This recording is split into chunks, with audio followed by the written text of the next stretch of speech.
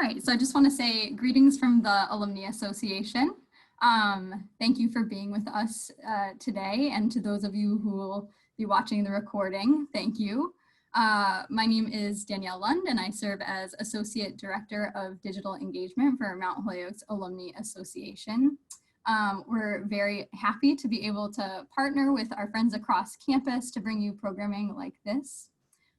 The Alumni Association is focused on developing opportunities for continuous learning and dialogue. Tonight, we hope that participants will gain some insight into different faiths and the importance of religious identity in particular. So I'd like to welcome Kijua Sanders McMurtry, the Vice President for Equity and Inclusion and Chief Diversity Officer, to share a brief welcome with us. And then I'll turn it over to Annette McDermott, SSJ, Dean of Religious and Spiritual Life, who is serving as tonight's moderator. So welcome, Kijua. Thank you so much, Danielle. Faith is the peerless bridge supporting what we see unto the scene that we do not. Too slender for the eye, it bears the soul as bold as it were rocked in steel. With arms of steel at either side, it joined behind the veil. To what could we presume the bridge would cease to be? To our far vacillating feet, a first necessity. That is a poem by Emily Dickinson, a Mount Holyoke alumna. Good evening again. My name is Kijua Sanders McMurtry. I use she, her, hers pronouns, and I joined Mount Holyoke in 2018 as the Vice President for Equity and Inclusion and Chief Diversity Officer. Last year, we opened the college's first official Office of Diversity, Equity, and Inclusion at what was honestly a particularly auspicious time in the life of the college and in the world. While we have been struggling through what we have often referred to as the twin pandemics of COVID-19 and honestly a very tumultuous period of race relations, I often find solace in moments of community gathering like tonight. It is truly such a gift to be with each of you this evening. I'm excited by the amazing panelists we have this evening, including our wonderful Dean of Religious and Spiritual Life, my colleague Annette McDermott, who shepherds our community leading beautiful opportunities for meaningful engagement across faiths and belief systems at Mount Holyoke. She is truly someone that the students look up to and aspire to be on their own journey towards their own faith practices. I'm honored to work side by side with her every day, and I feel especially hopeful whenever I'm in the presence of Mount Holyoke alum like you. I know this night will be powerful and poignant, and hope it reminds us all of the power of human connection, interaction, and the restorative and healing practices we often find in gatherings around our faith. Thank you so much for being here, and I look forward to an amazing dialogue. Oh, thank you so much, Kijua, for that, touching welcome. I think that's the best I've ever received. I'll honestly say that. It's all true.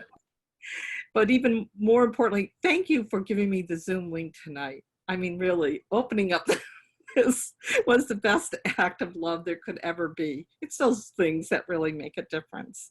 And thank you for the service you give to the college during these times. You are a rudder, and we really appreciate having you on campus to be able to take us through these seas at this time. You're navigating some very choppy waters, and we appreciate your willingness and love to do so. And I'm so excited by our panels tonight. Honestly, this was a prayer. It came from prayer. On some levels, I almost feel like going into some sort of joke, So you have a nun, a rabbi, a priest, and a Hindu chaplain, and we all walk into, a coffee shop, of course. But I just feel like it's just a great setup for the possibilities. Just think back not that long ago, a few decades, I would have probably been easily in this position as a Sister St. Joseph, but the others, all of you in the roles that you have, it's such a symbol of hope in a time where you were looking for all of that hope. And the fact that Mount Holyoke and Emily Dickinson and Mary Lyon and all of those wonderful founders and leaders who, even if Emily was here in a short while, okay, we can always give her credit, but she brought her own spirit of how she interpreted her faith to this community. And we're always pushing against the times. We're pushing against the systems and trying to make new. I think Emily would be very proud. So Emily, anyway, I want to introduce this incredible panel. And I started with really formal introductions. I went through, did all my work. And then I'm like, okay, Dr. Asha Shipman, just say hello and introduce yourself. So I think that was really working. So I'm going to go right back to that. So Dr. Asha Shipman, welcome, class of 1993. Thank you so much. It's such a pleasure to be with you all tonight and to be invited to speak on this panel. My name is Asha Shipman. I am class of 93, and I work right now as the Director of Hindu Life and Hindu Chaplain for Yale University. I graduated with a degree in biology, and when I graduated, the concept of a Hindu chaplain did not exist, and I would not have imagined I would be filling that position. So I'll leave it at that, and thanks again for having me. Thank you. I'm going to go in order of class. So we're going to go to the Reverend Canon Tanya Wallace, class of 1994. Class of 1994, or as I say to the current students, I graduated about 5,000 years ago because it was right around when their parents did. My name is Tanya Wallace, and I am an Episcopal priest. I serve right now as the rector of All Saints Episcopal Church in South Hadley, Massachusetts. When I graduated from Mount Holyoke, I left the area for close to 20 years. I served parishes in New York City and Burlington, Vermont, and then came here. Actually, this week is my 11th anniversary, so 11 years ago. And through All Saints, I'm also the founding director of a program called the Lawrence House Service Corps, which is a member of the Episcopal Service Corps. And older alums might remember Lawrence House, which is a little white house right next door to All Saints Church across the street from the post office in the center of town. And that was founded in the 40s for campus ministry with Mount Holyoke students. And when I got there, it was being leased to the college and no one was really sure what to do with it. And so long story short, we created a program which is residential intentional Christian community for young adults who are just out of college, who live together intentionally for a year, and we support them with room and board and health insurance and a small stipend, and they do full-time social justice work in the surrounding area, connected with other ministries and local nonprofits. And it's exciting to do that as part of the transformation of the parish that I serve. I want to say also she is one of our key stakeholders in the Office of Religious and Spiritual Life, and is really, we've benefited from those Lawrence House interns. The relationship that's been built over these years has really been a treasure. So thank you, Tanya. Thank you. And now Rabbi Hilly Haber, class of 2010. Hi, everyone. Thank you so much for having me tonight. It's really wonderful to be all together and in conversation. I work as the Director of Social Justice Organizing and Education at Central Synagogue in Manhattan. I'm also a volunteer prison chaplain at Northern State Prison in New Jersey, and also in my second year of a doctoral program at Union Theological Seminary. Incredible work, Hilly, really. That's my alma mater. Oh, I love these connections.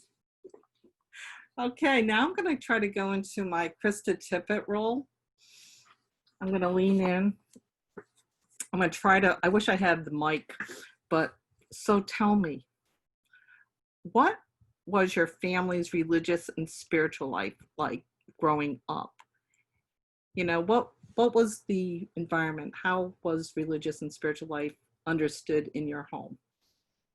And we'll probably just go the same way. Dr. Asha Shipman? Well, I grew up in Connecticut, and at the time, the Hindu community was very, very small, statewide. And my town was mostly white Anglo-Saxon, so I was very much an ethnic and religious minority, and I really did feel it. At the same time, my parents were heavily involved in this small Hindu community, in the Indian community in Connecticut. My father served as a religious leader. He conducted worship services, and my parents were ultimately the original founders of the first Hindu temple in Connecticut. They incorporated the Connecticut Valley Hindu Temple Society in 1979, and the temple was consecrated 20 years later in 1999. So I grew up alongside the society, and as more and more Indian families moved into Connecticut and interest grew in establishing a house of worship for Hindus, and I just want to say that the process of nurturing this Hindu community was a shared experience and generally a weekend endeavor. Hindu families would open their homes for us to conduct worship services or invite families over for potluck dinners. And as the community grew larger, we rented out spaces in churches and community centers, but it still very much felt like a split life. So I felt like I was Hindu on the weekend and American during the week. So that was what my religious and spiritual life was growing up. Being a member of this family, which is deeply involved in building the community, and the community was quite diverse among Hindus, and so I got to learn quite a lot about various practices and philosophies within Hinduism from these experiences. Wow, thank you. So that is really amazing to have been a part of that founding. That's really something. And I do want to come back to that, because I would want to say, if you can even think about it, what was the key piece that you felt coming out of that experience that you continue to nurture in all that you do now, you know? Would you like me to expand on that later or now? Sure. You know, why don't you go now? Because it looked like you were able to get it right there. I just wanted to appreciate that. Well, I think that when you're growing up, and again, my degree is in psychological anthropology, so I think a lot about the neurobiological relationship, the relationship between neurobiology and faith. And I think that when you grow up in a faith tradition, there are neurochemical pathways that are embedded. And so you become attuned to the sounds, the smells, the feelings, and the sights of your sacred traditions. And I think that's what I do carry with me, so I can be in a sacred space, and if I smell incense, I automatically feel really good. If I hear the bells, I feel really good. But that also translates into other sacred spaces for me, because my parents, we did go to other sacred spaces beyond Hindu spaces. Thank you so much for that.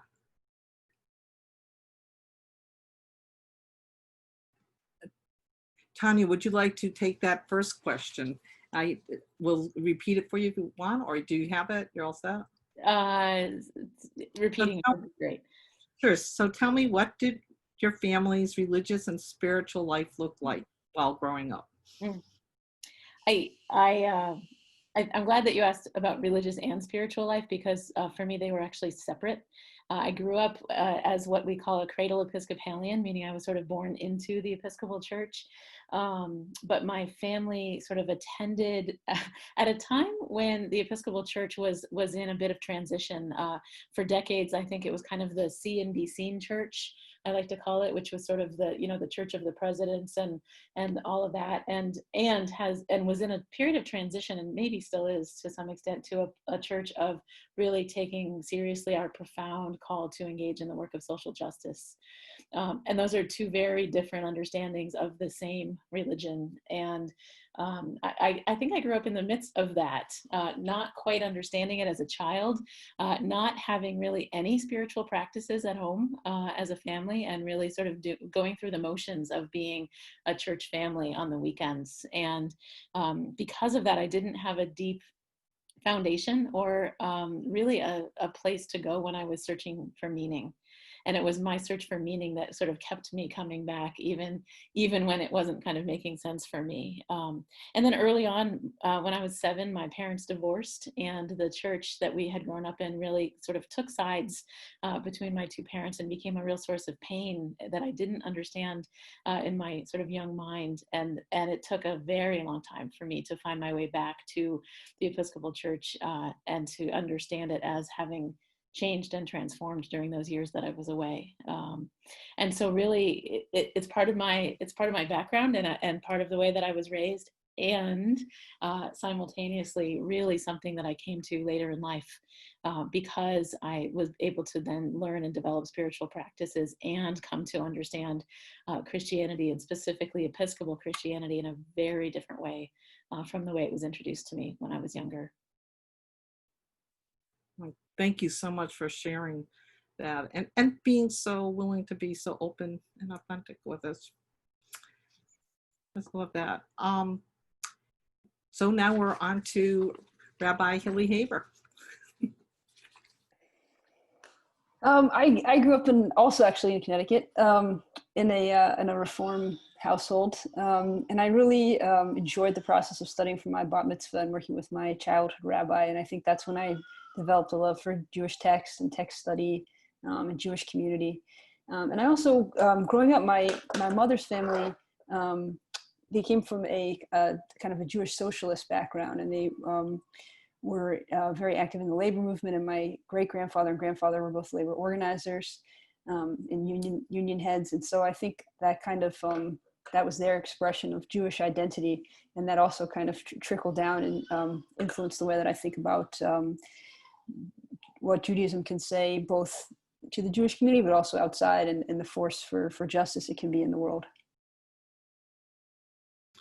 I'm hearing two of you speak of the social justice piece being part of the flavors that you are picking up in society, in your communities of faith, and ritual, and how ritual meant some for two of you a lot in terms of how that touched you, just preparing for the text, the whole pieces of that deep dive.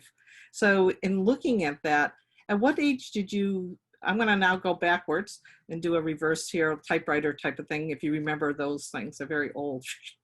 At what age did you start to notice that you wanted something more in terms of your religious practice? Did you feel it was a call? And we'll go there. And if it was a call, what did it mean to you?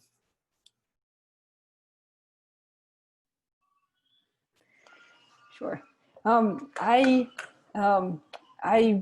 felt, I knew that I wanted to be a rabbi when I was 12, I think, and I started saying that. But actually going to Mount Holyoke kind of threw me off that path a little bit, and kind of set me on a new one, which I'm grateful for. I think I had planned to go right to rabbinical school after college, but I think the classes at Mount Holyoke and my learning from my classmates kind of redefined for me the notion of sacred and what constitutes a sacred text and what sacred community means. And so I, in a few classes, really had a really tremendous impact. And one was a class I took with Professor Lois Brown in the English department.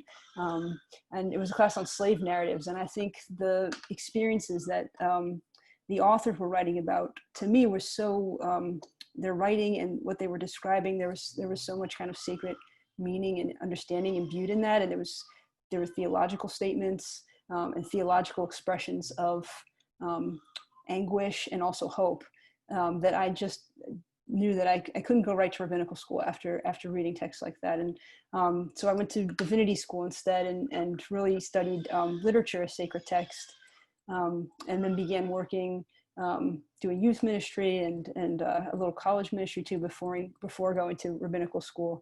And I think Mount Holyoke really taught me to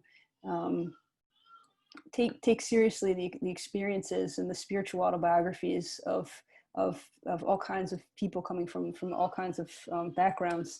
And in those kinds of classes and spaces and in conversations, I really learned more about my own Judaism, my own Jewish practice. That is a journey. I love the consistency too, that you're speaking of what the text meant. It's in the word that you keep, it seems that it really grabbed your attention both in college and then to continue over at divinity school and to continue doing that. And now at Central. So that's really amazing. Thank you so much for that, Hilly. And we'll go back to Tanya on that question. At what age did you start to notice that you want something more in terms of your religious practice?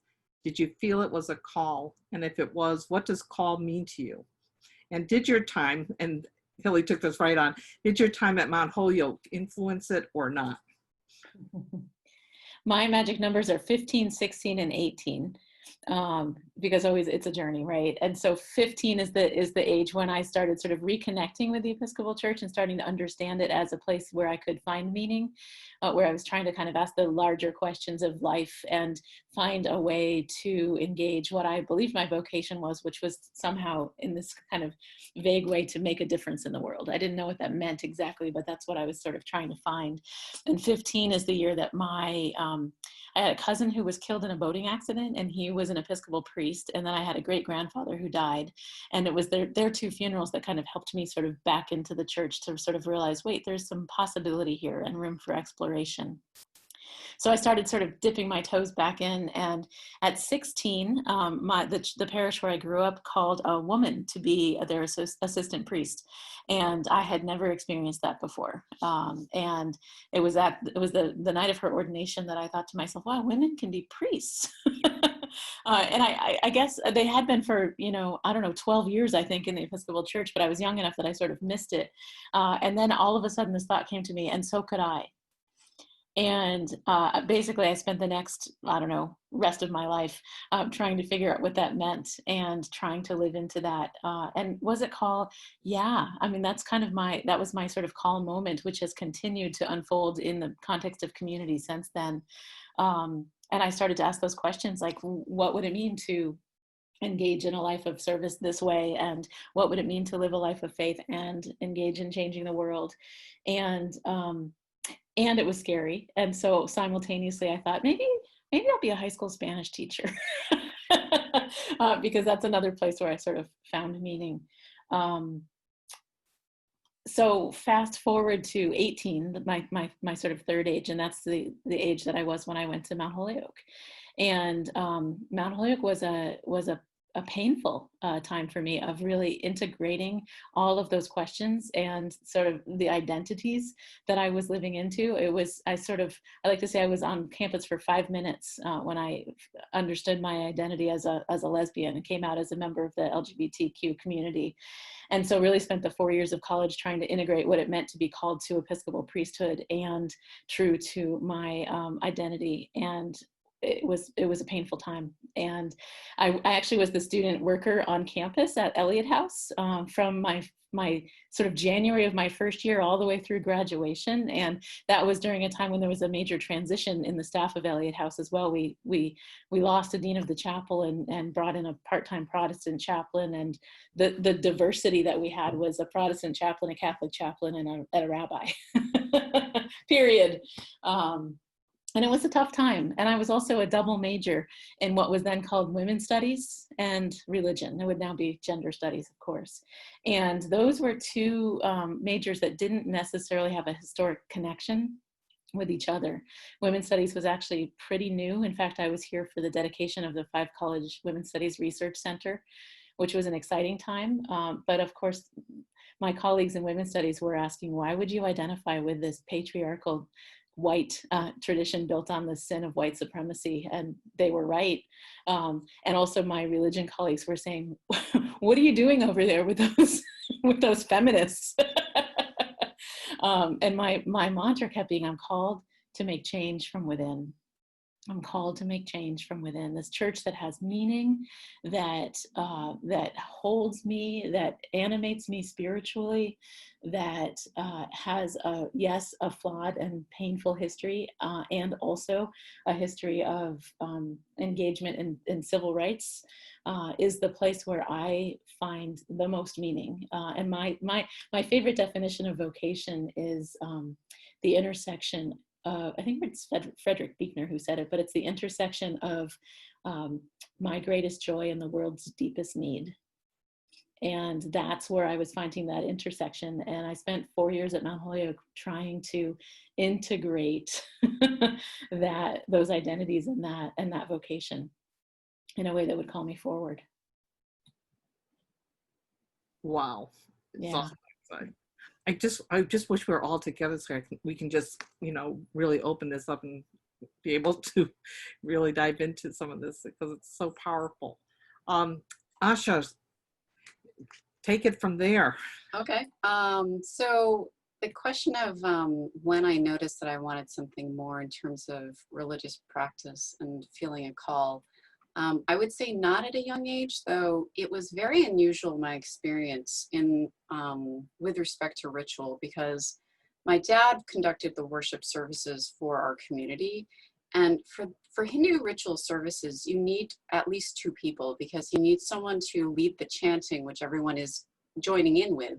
But also there are a lot of offerings that are made to the divine, because we treat the divine as if he or she was an honored guest in the sanctified space.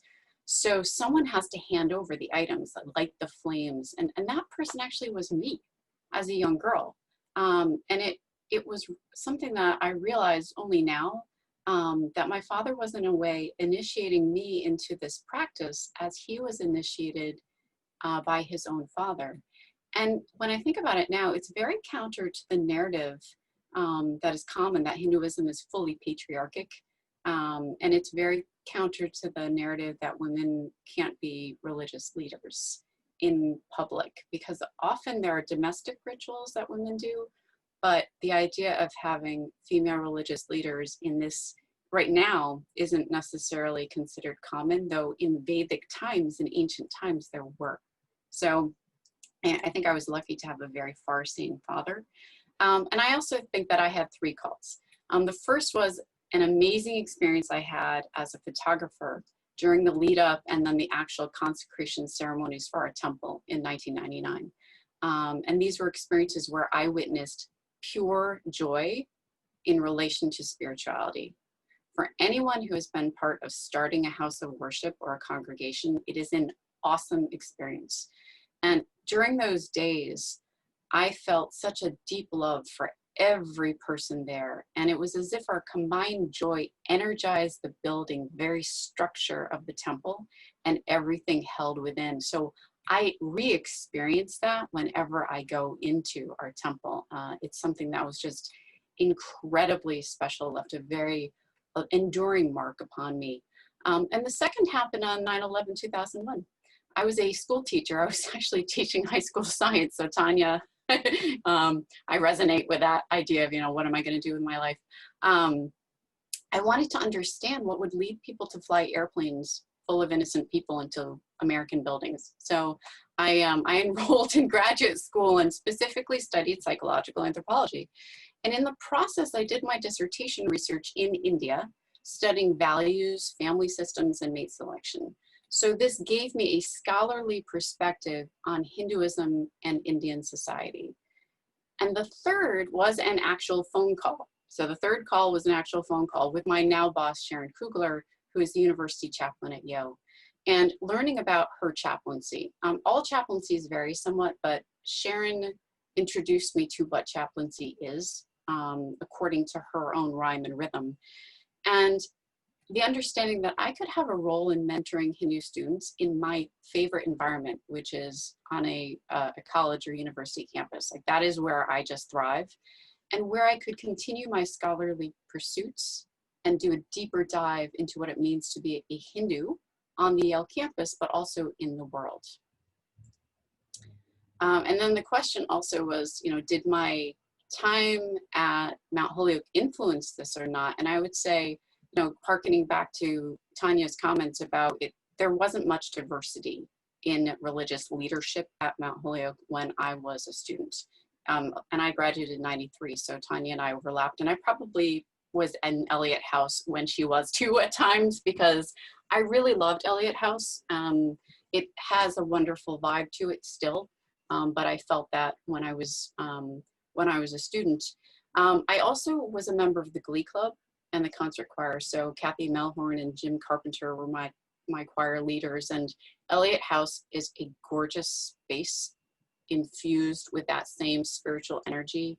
I feel very much at home in all of these spaces, partly because of Abbey Chapel and the experience at Elliott House. But I didn't have someone who I could talk to who could be my mentor. And I realized that I really felt the lack.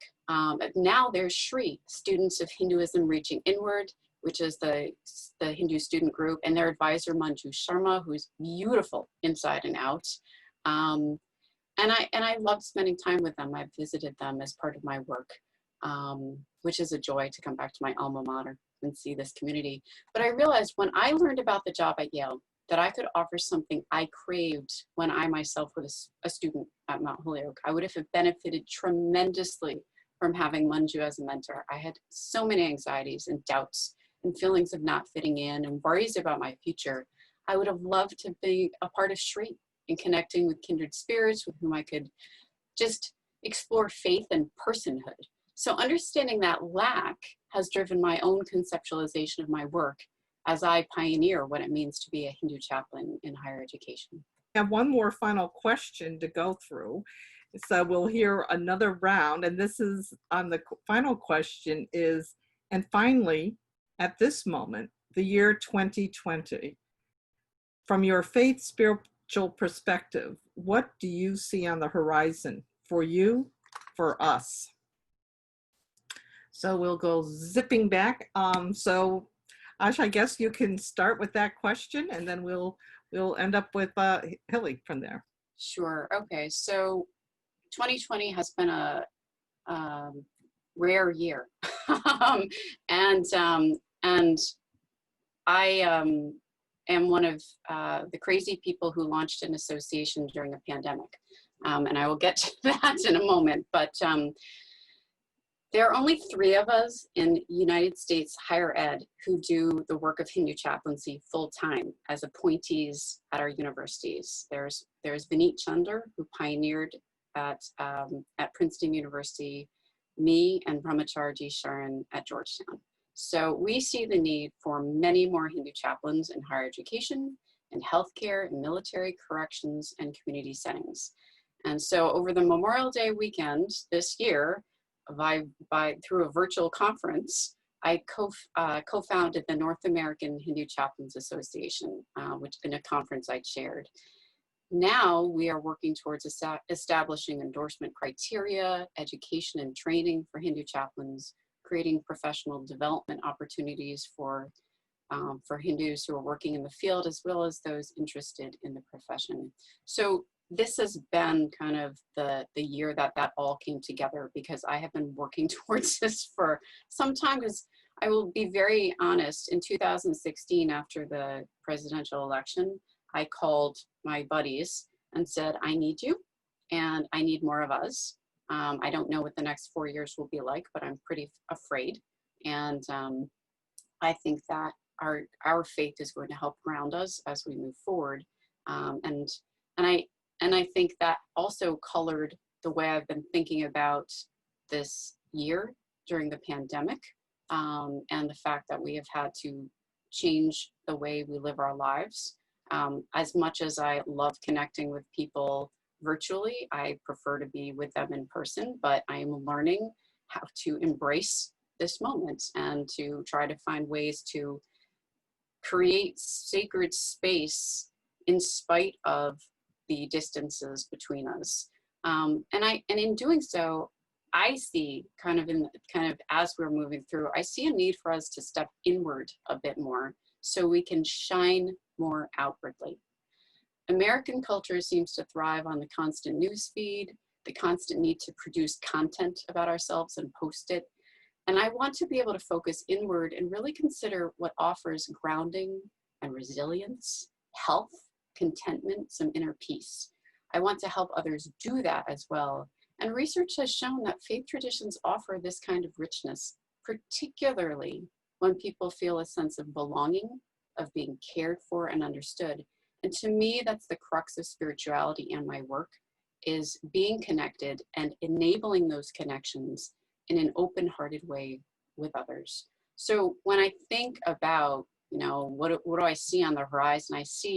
I'm hoping that I see more of this. I'm hoping that we see more involvement in social justice movement, more involvement in caring about and having compassion for others, and being able to really understand as best as we can what it's like to be that other person, what it's like to walk in their shoes, and to care to want to understand that. and to want to be helping. And to me, so that when I think of spirituality, when I think of the divine, it's residing on this earth within each individual. And I think our work is here. You know, I think that to me is the embodiment of divinity. Well, all right. And now, Tanya, won't you like to follow up on that? No. Have faith. To me, the work that it's not just ahead of us, it's actually work we're engaging in right now, is that we have to redefine our understanding of what it means to be church. I think church has gotten to the point where people thought of it as sort of the building, the beautiful buildings that we worship in. And now that our buildings are closed in the midst of one of the pandemics that's happening right now, we are forced to understand ourselves as church. Church is the people, church is the community, and not the building itself. And that is causing and resulting in some really powerful transformation.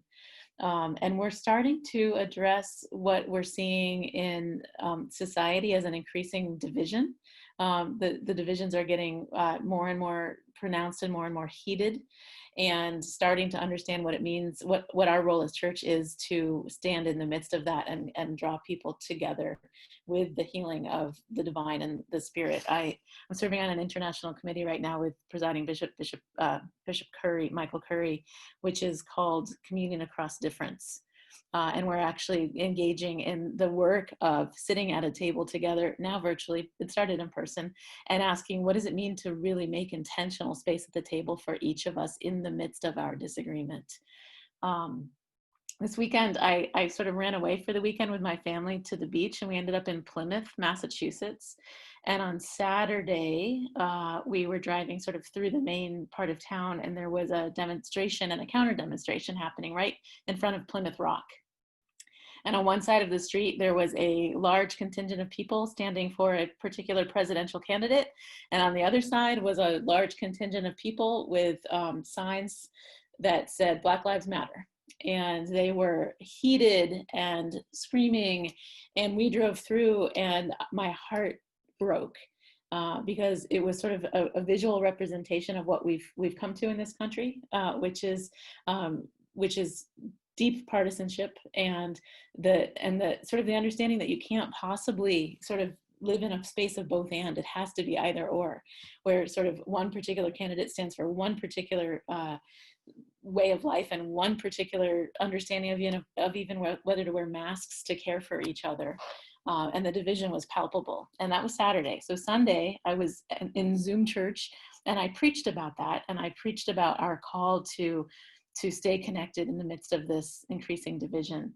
And Monday, the next day, I was back in South Hadley and drove through town, and guess what? Same demonstration, same people, both sides of the street, literally in the center of town common and center church, incredibly heated, and my heart broke again. So in the midst of this world where we're increasing our focus on sort of either or and the division, I think my call is to stand in the center as a bridge builder and to say both and, not either or, both and.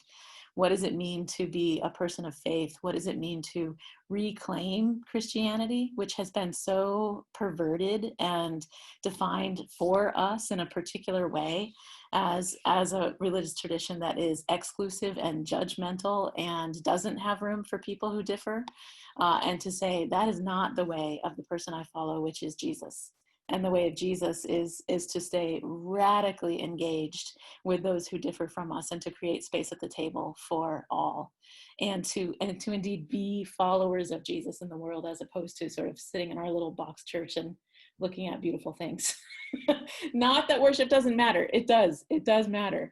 But we're worshiping very differently now on Zoom, face to face, instead of looking at the backs of each other's heads, and building deep, honest, integrated, abiding community. we're praying together. I have to leave at 8 because we have a service. We're praying together 7 days a week now in a way we never did before. And we're discerning together and asking the question, where is God moving in our lives? And how is God acting during this time? And how are we called to be church? And I like to say, you know, they're like, when do we get back to our services? And I'm like, there's no going back. There's no going back. There's only going forward. And I don't think that we're called to go back to the way we have been as a religious community in the past. I think we're called to move forward into something that's new and transformed, that builds on the best of who we were before this and the best of who we're becoming now in the midst of this, and moves forward into a transformed, resurrected understanding of church that does the work. That takes on the work of understanding ourselves as built on the sin of white supremacy and lives into what it means to be beloved community, and that helps lives to be transformed and sustained as we work together to transform our really very broken world. You did it. It's a huge challenge and an amazing opportunity is the way that I look at it. Thanks to Emily Dickinson, I dwell in possibility. Thank you. Powerful. And now to Hilly to wrap this piece up for us. Thank you. It's really been such an honor to hear you all speak and share your reflections. So thank you. I think there is a lot of possibility and opportunity where we are right now for religious communities and religious leaders. I think the injustices in our country that have long been there, even before our founding, are now on display for everyone to see. And I think, you know, as religious leaders, I think we kind of have a role in it. Tanya, as you were saying, as we work as unifiers, and we work as pastoral caregivers, I think, to everyone. That's part of our calling, to offer pastoral care. And also, at the same time, we're also kind of moral and spiritual and ethical authorities. And we do know that there's truth. There is, and so I think we have this dual role of both listening and hearing suffering, but also knowing, you know, as you said, where God is right now, and to kind of paraphrase Dr. James Cone in liberation theology, God is always on the side of the oppressed, and I think that's something that comes across in our traditions. And so to know that God stands with those who are oppressed right now in our country, and we have, I think, an obligation to listen to prophetic voices, and there are prophetic voices echoing throughout our country right now. Walter Brueggemann says the role of a prophet is to see where a people, a country, and nation, anywhere, to see where they are and to offer them a new vision for their future. And I think the prophetic voices are telling us that we live in a place where Black lives don't matter, and that we have to follow that prophecy in God's world is an affirmation of human life and human dignity. And so we need to get there and follow that prophetic call.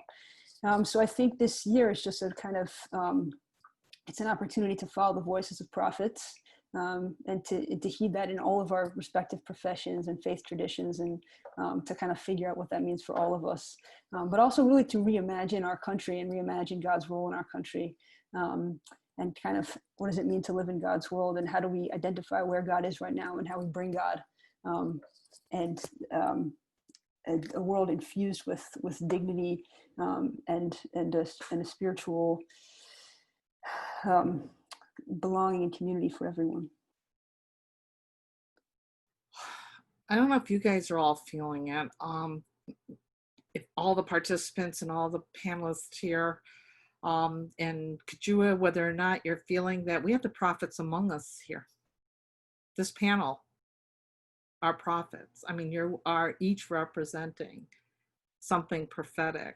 I can think of Abraham Heschel, and I'm so grateful for those volumes on prophets, so we can know what is a prophet, what the storylines were of the prophets. But thank you so much for each of your incredible, not surprising home, type of depth.